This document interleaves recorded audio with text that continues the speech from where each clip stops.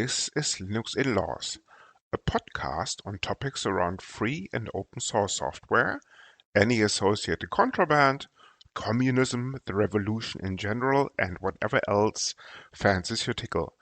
Please note that this and other episodes may contain strong language, offensive humor, and other certainly not politically correct language. You have been warned. Our parents insisted on this disclaimer. Happy Mum? Thus, the content is not suitable for consumption in the workplace, especially when played back on a speaker in an open plan office or similar environments. Any minors under the age of 35, or any pets, including fluffy little killer bunnies, your trusted guide dog, unless on speed, and cute T-Rexes or other associated dinosaurs. Welcome to Linux in Laws, Season 2, Episode 27. Now, Martin, how's the weather in the UK? It's surprisingly wet, yes. Surprisingly. Well, it is. It is autumn now. Yes, but at least we didn't have any major floods like in Austria. Well, you made it home safe and sound, I suppose. Indeed. Excellent. But this is not a show about the weather, but rather some interesting open source projects. And without further ado, I would like to introduce, or I would like to welcome rather, or we would like to welcome Josh and Sarah from the Internet Security Research Group. Now, Josh, Sarah, for the two people in the audience who do not know who the ISRG is, why don't you introduce yourself and the ANSET ISRG? Sure, thank you. This is Sarah here. I have worked at ISRG since early 2016, doing our communications and fundraising work. We are a 501c3 nonprofit based in the United States, and our work is focused on bringing improved security and privacy to people who are using the internet. You're probably most familiar with our oldest project called Let's Encrypt, which is a certificate authority that provides free TLS certificates to now well over 400 million websites. We have two other projects started both in 2020. One is a privacy-preserving metrics service called DivvyUp. And the other is an effort that is focused on bringing memory safety to critical infrastructure, and we call that Project Prosovo. I'll turn it over to Josh. Thanks for having me. It's nice to be here. Sarah gave a really great overview. I think Prosovo is probably the project we're going to end up talking the most about today. It's a project where we're aiming to bring memory safety to some of the core components of the internet. And when I say core components, I mean the things that you think about as building blocks of the internet, like TLS, DNS, NTP, the three-letter acronym crew, and a few other things. Yeah. So you mentioned obviously Let's Encrypt, right? Which is what most people know about. Is that how the ISRG started, or is there a bit more to the history? A very important topic about the history, because as it so happens, we had one of your founding members on the podcast already, namely Eric. So why don't we spend 2 minutes on the history of the ISRG and how it all came about? Sure. So I started working on this when I was at Mozilla, working in a group where we were trying to solve some of the thornier issues on the internet. And one of the issues we were thinking about a lot was, why do we not have more encryption on the internet? So back then, less than 40% of the web was encrypted. And if you're trying to improve security in, for example, a web browser, there's only so much you can do on your side if you want to make things better if the whole internet is just going to be unencrypted. It's sort of, the analogy I use is, putting bars on the window of a house that has no front door. You got to figure out this encryption stuff, because if the data can be tampered with before you even get it, you're in a tough position. So we thought a lot about what we might be able to do to improve that situation in a short amount of time, where short is like, let's say, 5 years or less. So if we want to make substantial progress in 5 years or less, what might we be able to do? And after we talked to a bunch of people, it became clear that turning on TLS in a web server is not that hard. If people are mostly willing to do that. The problem is, can you get and manage the certificates that you need easily enough at the price that you need to get them at, things like that. So we knew that we needed to figure out how to make certificates much easier and cheaper to get. And the whole thing started about 11 years ago, right? So you just turned 11, or am I wrong? Yeah, I think I personally started working on this problem in private in like 2012 with Eric Rescorla. There were another couple other people out there who we consider co-founders who sort of separately started working on this, and eventually we joined forces. So I started working with Eric in 2012. I think the other two co-founders, Alex Halderman and Peter Eckersley, started working together around then as well. And we came together to work on this, I think, 2013, and then publicly announced the project in 2014, and then issued our first certificate to the internet in 2015.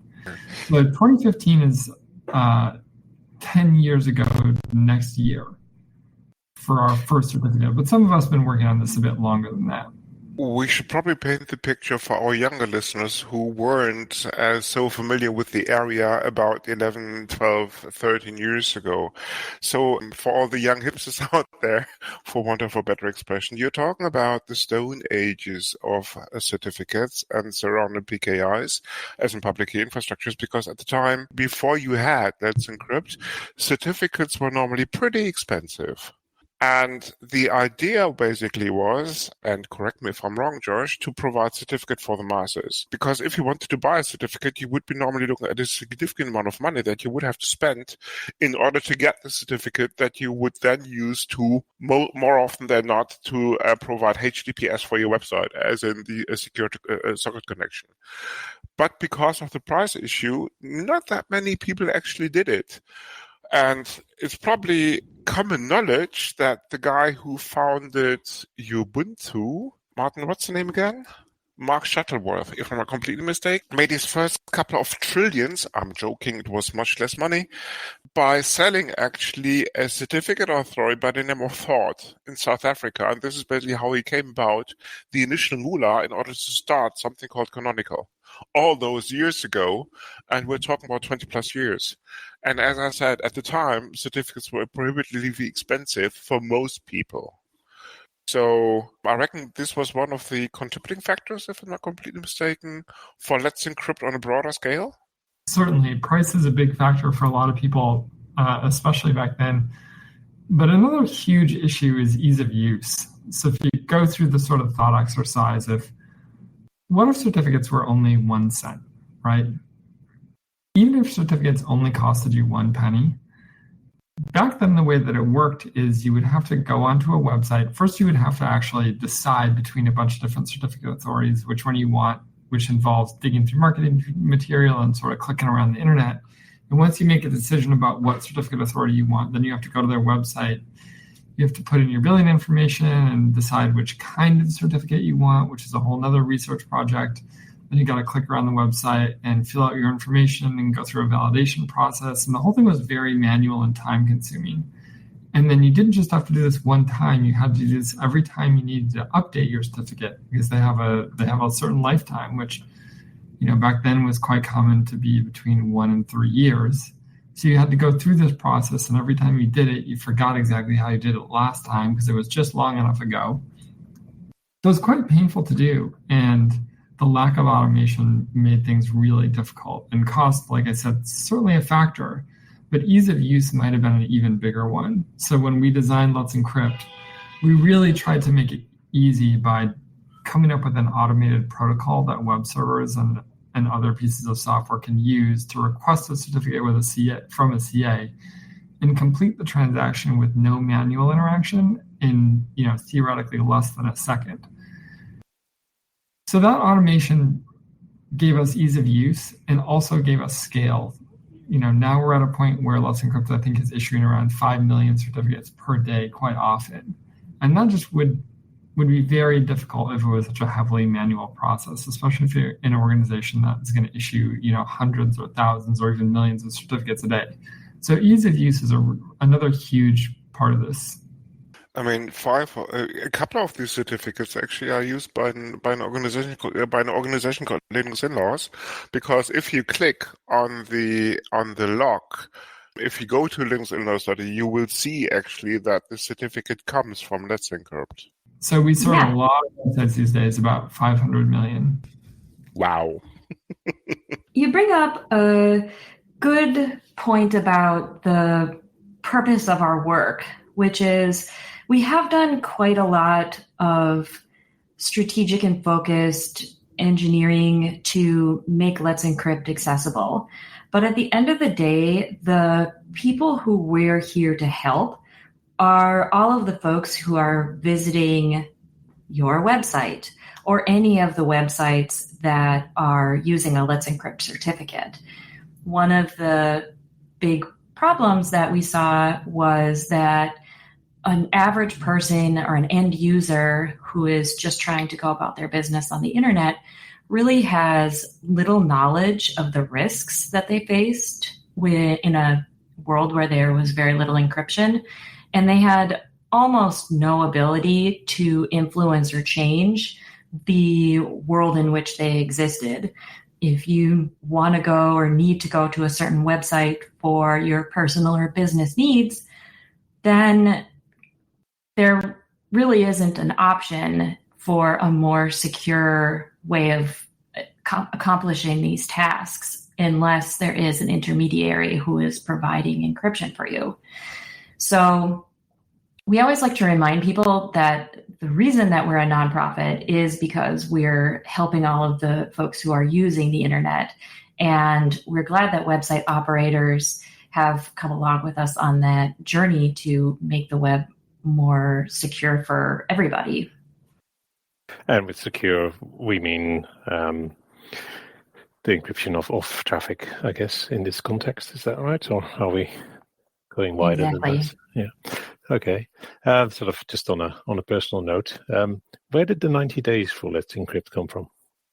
We were trying to select a time period that was shorter than what was common at the time, because when a certificate has a really long lifetime, if your key is compromised early on in that lifetime, so let's say you get a certificate and then your key is compromised a week later, that's your private key.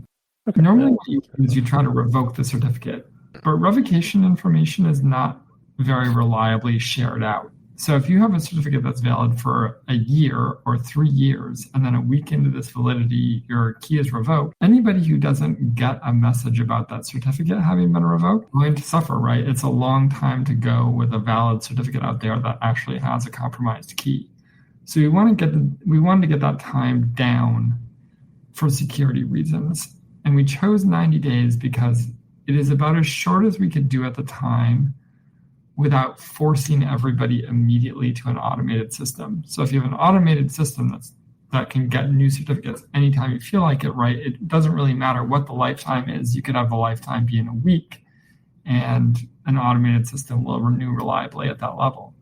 However, if you are still doing it manually, doing it once a week is pretty painful. So we wanted something that was a good transition period from 1 to 3 years down to 90 really promotes automation while still being possible to do it manually. And I think over time, we're thinking about bringing that lifetime down even further. But the good news is basically that there are a heap of clients out there that help you to automate the certificate renewal. The EFF, for example, publishes something called CertBot. There's an Acme client, because that's the name of the protocol, Automated Certificate Management Environment, if I'm not completely mistaken, a protocol that the ISRG defined themselves, if memory serves correct. For example, we used Dehydrated, which is essentially a large bash script, but that does the job pretty easily. And even with limited technical abilities, you can slot this into systemd, cron tabs, whatever. It's not rocket science. And you want to do this, of course, in a secure environment, needless to say. Any thoughts on this, Josh? Yeah, so one of the first things we did is design this ACME protocol. It stands for something like Automated Certificate Management. I think the E is a rough one, so I don't think that one's important. But ACME is the protocol that we use to issue certificates, and it's really key to how the whole certificate authority works. So we don't actually make any clients. We publish that protocol. It's an IETF standard at this point, and then the community makes the client. So one of the most popular clients is CertBot, as you said, made by EFF.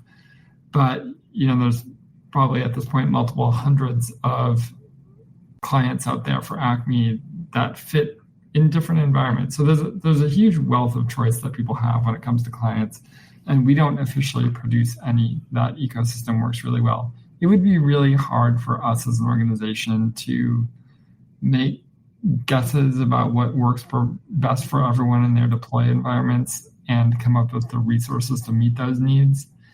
It certainly, I think, works out much better that the community thinks about what they need and they make what they need. Yeah, one of the beauties about freely built open source software, exactly. Yep. But changing tack just a little bit, there's much more to the ISRG than just the Let's Encrypt project, right? Yeah. So you want to talk more about this? Absolutely. Yeah, let's jump in and talk about our Prosumo project. So I mentioned that this is focused on bringing memory safety to critical infrastructure, and that we have been making progress on doing so for a few key pieces of widely used open source software. I think it might be helpful for us to start by talking about the problem that we're trying to solve, and then we can talk about how we have defined some criteria for ourselves in order to focus our efforts and time and resources to try to tackle the problem. In the last few years, memory safety has become an increasingly urgent issue for a lot of people, from businesses to people who are managing software to even governments. And that is because a huge portion of vulnerabilities and 0 days are caused by errors in memory management. And this problem primarily exists in software that's written in C or C++, which is a huge portion of the infrastructure that runs the internet. And we have known that this is a limitation of C and C++ for a long time. And there really was nothing to do to fully solve the problem. So for decades, there has been a lot of investment in trying to just manage and minimize the likelihood of a memory safety vulnerability. But in the last maybe 5 years, other memory safe languages have really matured. And that tipping point was one of the catalysts for us to start the Prosumo project. We looked at the maturation of the Rust language, which was well suited to a lot of the things that we wanted to tackle, and the growing set of memory safe languages, and decided that we would take a stab at actually removing the potential of a memory safety vulnerability from some of the software that is important for the operation of the internet. And we knew that this was urgent because there are privacy violations and financial losses and denial of services, and the list goes on, of real world problems that affect people and businesses and economies as a result of the lack of memory safety. So maybe, Josh, do you want to talk about the criteria that we developed to try to approach solving this problem, or making a dent in it at least? Yeah. So we use an approach where we have two sets of criteria that we consider. And the more of these criteria that the software we're looking at meets, or the project we're looking at meets, the more likely we are to do it and make investments. So the first set of criteria is what we call the risk criteria. How risky is the software in question? So we look at, is it very widely used? For example, is it one of those things that's nearly on every server or client? Like everything these days does DNS lookups, right? So DNS is an example of something that might meet that criteria. TLS is another thing. The second thing is it on a network boundary? We also consider some other boundaries like privilege boundaries, things like that. But network boundaries are a big deal for us. That's where a lot of vulnerabilities are an issue. The third one is it performing a critical function? Is this a function that's sort of at the center of how the systems that make the internet work? And the fourth thing is obviously, is it something that's not already memory safe? So that's the risk criteria. And then we also have some opportunity criteria. And this is really about, do we have an opportunity to make improvements here? The first criteria is this a library or a component that can be used in many different projects? So the opportunity is certainly more attractive if it's an investment we can make in a certain library that will benefit all sorts of different types of software. The second criteria for opportunity is a bit of the inverse, where if you have a large piece of software that's important, can you efficiently replace key components of that software with existing memory safe libraries rather than undertaking a big rewrite of some monolithic piece of software? Number 3 is a big one. Are the funders willing to fund the work? If nobody's willing to pay to do the work, then it's hard for us to do it. I mean, we're a nonprofit. We don't have piles of money sitting around to just do what we feel like. We've got to convince people to fund the stuff that we want to do. So that's a huge one. And the fourth one is, are the maintainers on board and cooperative? So it's really helpful if you want to move software to memory safe languages, either by replacing libraries or some other mechanism. If you want to work on existing software, it's much easier if the maintainers are on board and cooperative. I mean, sometimes they're not, and it's so important that you need to make a plan anyway, where you either write your own alternative software or something like that. But we love to work with maintainers if we can. So those are the investment criteria that we look at. And going back to why this is such an interesting problem, we have so many problems on the internet that we don't really know how to solve. At the programming level, for example, we don't really have a solution to sort of logic or correctness bugs in software. We write tests, but that's not a solution, that's a mitigation. We don't really know what to do about that. But we do know what to do about the problem of memory safety. This is a solved problem. It's not one where we need, a lot of creativity about like, how do we deal with this? We have memory safe languages. The challenge in front of us is not solving a tricky problem. The problem in front of us is prioritizing and funding the work that needs to get done to get there. Like, we deserve an internet that doesn't have these kinds of vulnerabilities. We can have that internet soon. We're not waiting for a magical solution here. We know what we need to do. We just need to get to work. I mean, if I look at Proximo's website, and of course the URL will be in the show notes, I see some, it's probably fair to say, cornerstones of the internet. The TLS as an open SSL library, you're addressing with regards to replacing it with RustTLS. You are looking at zlib, which is probably one of the most used compression libraries out there. You are addressing one of the fundamental protocols called NTP, as in the network time protocol. These are building blocks of something known as the internet. With that, you are, I reckon, touching the very foundation of modern life. Yeah, exactly. These are things that everybody's relying on every day. And we want people to build the products and services that we use every day to build on a strong foundation. I almost forgot curl, because curl is on that website too. Yes, there's a lot more, right? It's running on the Mars rover and in somewhere else in outer space as well, if I'm correct. But Martin, over to you.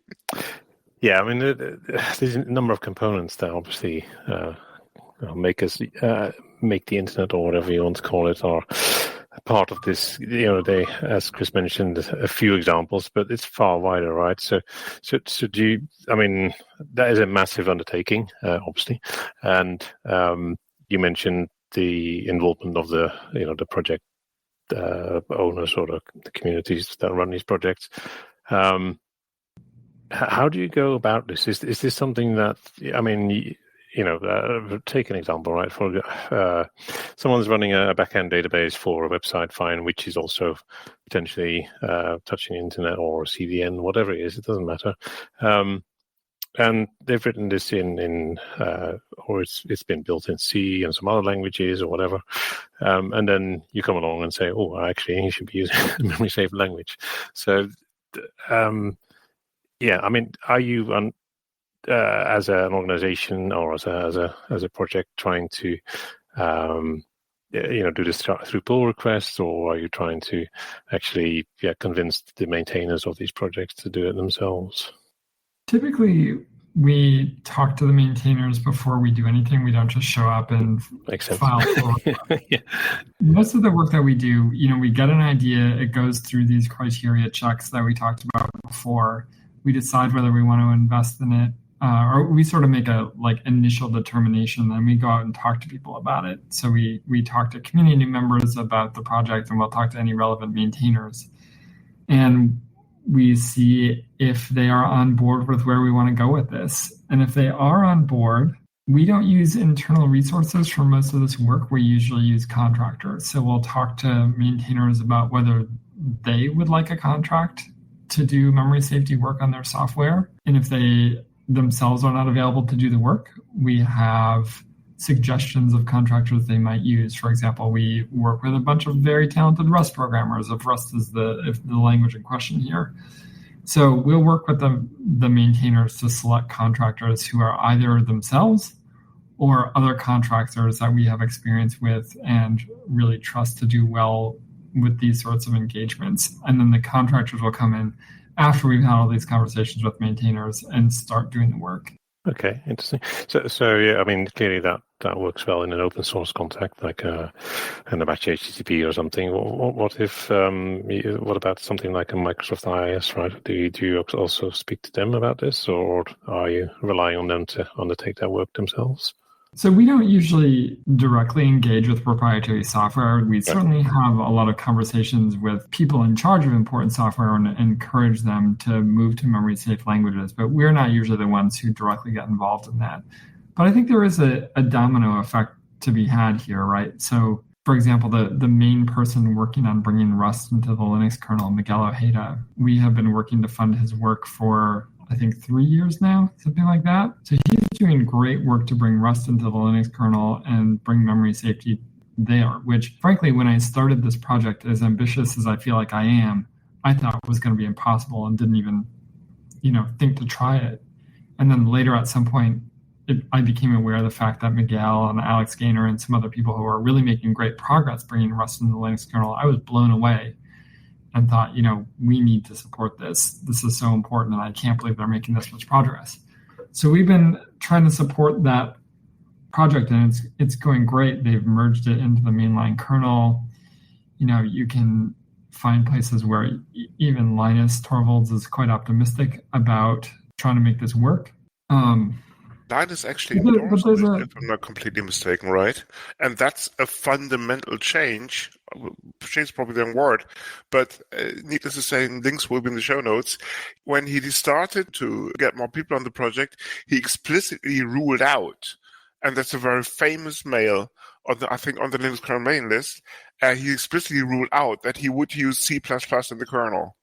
So Rust must have something going for it if it gets the blessing of Linus. Yeah, I think Rust is the first time we've had a language that is both memory safe and works at a lower level and gives you the performance that you need. So it's very interoperable with C, and it doesn't have the same performance ceilings that other memory safe languages do. So it's very interesting in that way, and I think there aren't languages that offered enough in the past to make it worth introducing a second language. I think Rust really is the start of a new era of practical languages that people can actually use. But the domino effect here with the work on the kernel is that we can invest in bringing Rust into the Linux kernel. And with the work that this team has done, that is an example for everybody. So once they do it right, everybody else making a kernel has to take a look at this and say, is it time for me to start bringing memory safety into, for example, the Windows NT kernel or the Mac OS kernel? Without knowing the details of exactly where they're going with this, all those teams are looking into this now. They're looking into how to bring memory safety into their kernels. That wasn't happening 5 years ago. I mean, not in the serious way that it is today, right? The Linux kernel really set an example. So while we can't have much impact directly on what these proprietary teams do, we can show what's possible and sort of blaze a path that they can follow. Excellent.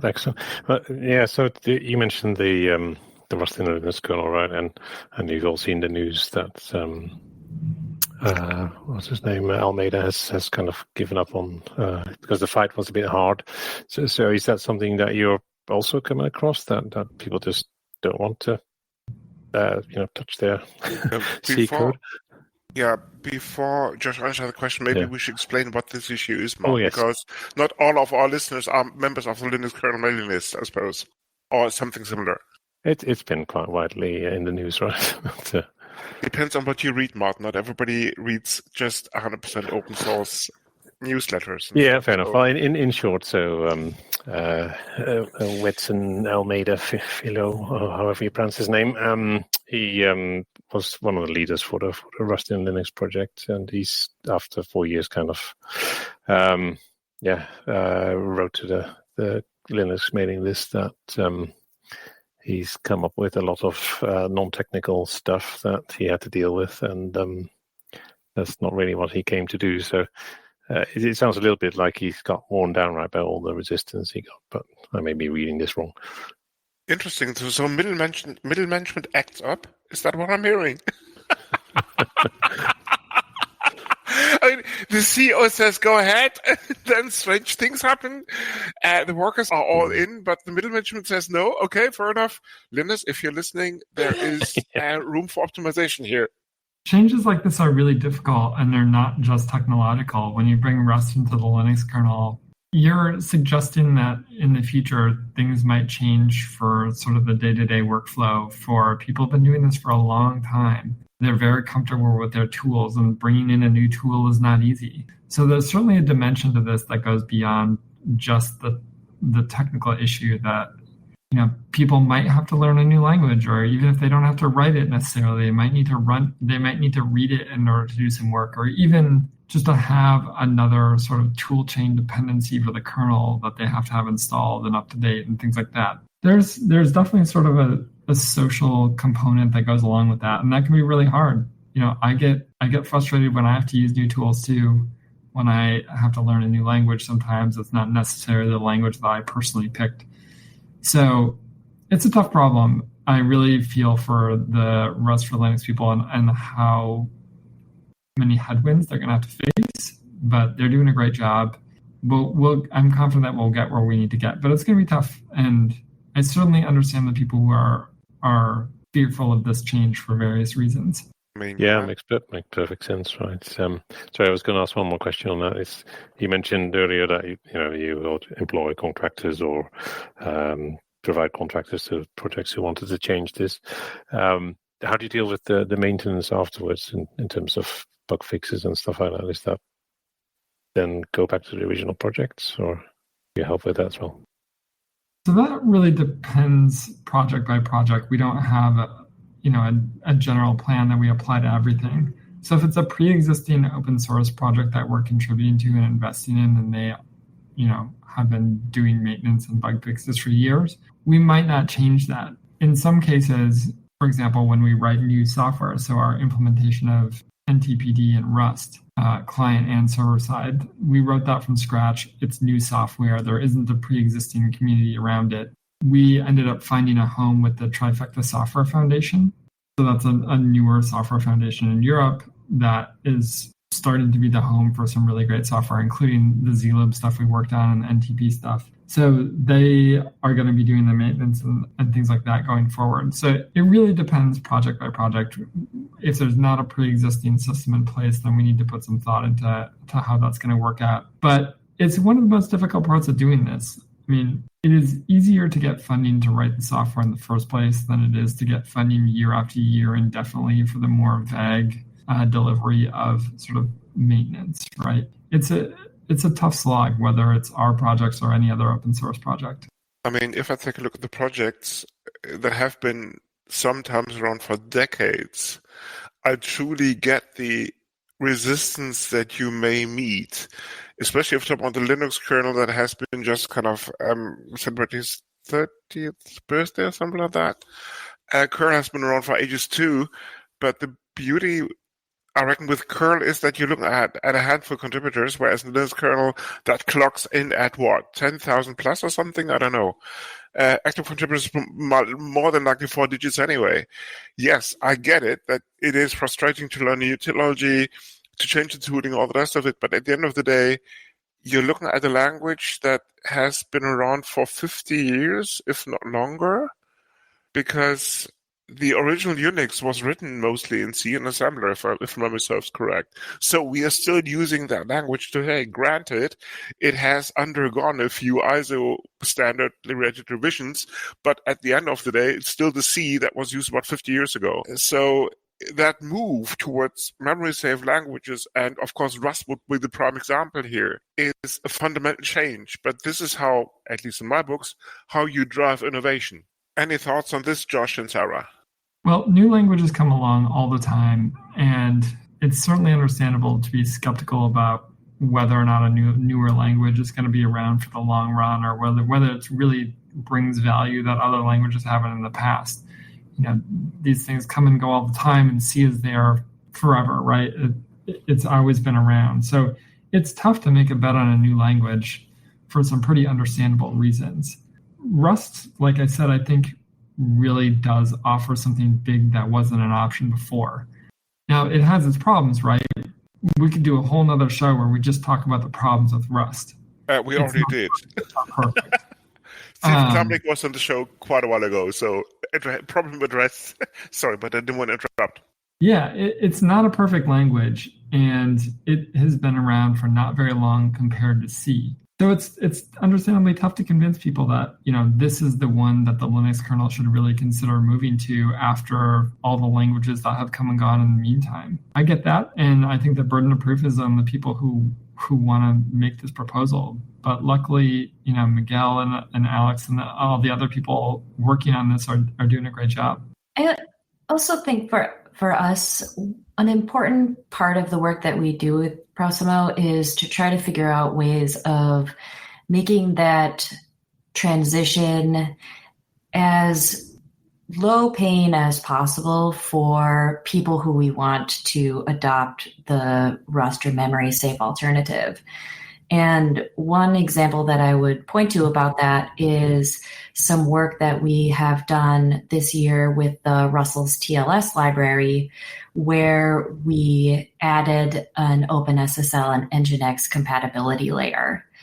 This is meant to make it possible for people to have a high-performance memory-safe TLS library without even having to recompile their Nginx in making the switch from OpenSSL to Russell's. Yeah, ease of use is everywhere. We talked about it with Let's Encrypt, that it's such a big deal, and it's the same thing here. The easier we can make it to use memory-safe languages for critical functionality, the better. Okay, people, before we wrap this up, we haven't really talked about the call to action. If I take a look at your projects, and the primary words come to mind, come to mind, like Let's Encrypt, Prosimo, and DiviUp, that we haven't talked about yet. DiviUp, two sentences on this before we wrap this up. So DiviUp is a privacy-preserving metric service, and the goal of it is to enable an application owner to collect the important telemetry or other metrics that enable them to improve their app without having a bunch of data sitting around that could be invasive of the privacy of the people who are using the application. So DiviUp started with an idea that was formulated at Stanford by Dan Bonnet and a few others called Prio. And I think that Prio was kind of unveiled to the world back in maybe 2016. We had been aware of it for a while, and it seemed like a very promising idea and technology, but for us at ISRG, there hadn't really been an opportunity for us to explore it in a production sense. And our area of focus is really on doing things that can help people at scale. That changed in 2020 with the COVID-19 pandemic, where suddenly there was a need for these exposure notification applications that were intended to help slow the spread of COVID by letting you know if you were around someone who had COVID and telling other people through the app if you got COVID. And the idea behind it was a collaboration amongst Google, Apple, MITRE, and the National Cancer Institute. They came to us and asked if we would be able to run the privacy metrics backend for the application. And that kind of got us kickstarted into gear into looking at how to make the predecessor to DivvyUp a reality. Through that work, we processed billions of metrics that helped support the exposure notification apps. And then we started looking at whether there were other ways or occasions where application owners would want to have the benefits of a service like DivvyUp.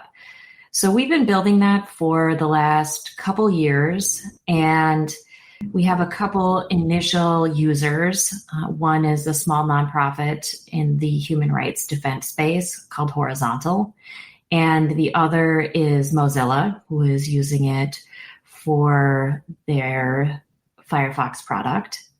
And we're continuing to grow and understand how DivvyUp can be useful to these initial users and then roll it out to more organizations as we hammer out some of those plans. I took a look at the protocol specification. The project really appeals to me because of its privacy conserving properties. Links, of course, will be in the show notes. If you're looking for a telemetry solution for your open source project that doesn't give away the crown jewels, it's something you may want to take a look at. Having said that, it's almost time for the boxes, but before we do this, a call to action. Where do you need help, if you do need help? I think when it comes to ProSimo, first of all, if you're in a position to contribute to those projects by helping write and code and improve them, that's great. We love to grow the communities around these pieces of software.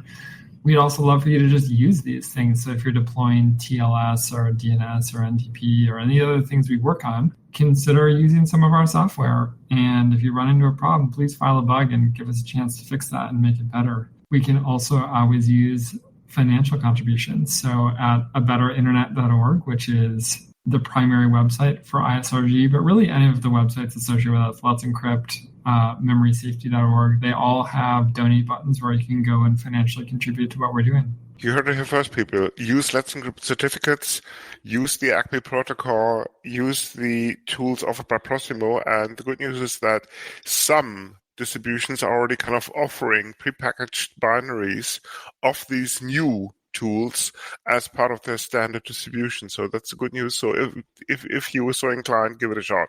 And with that, it's now, I reckon, time for the POXs. The POX, of course, being the picks of the week, so anything goes. Sarah, ladies first, what's your POX? Sure. I am excited about Notion, which is a project management tool that my team has adopted. It is really easy to understand. Earlier in the conversation, we were talking about how hard it is for people to learn new things.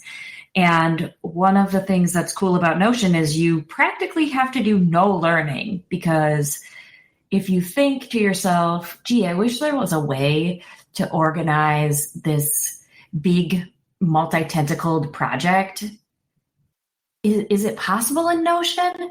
The answer is probably yes, and it's probably pretty simple. And it has really helped our team stay organized with all of the things that we have going on.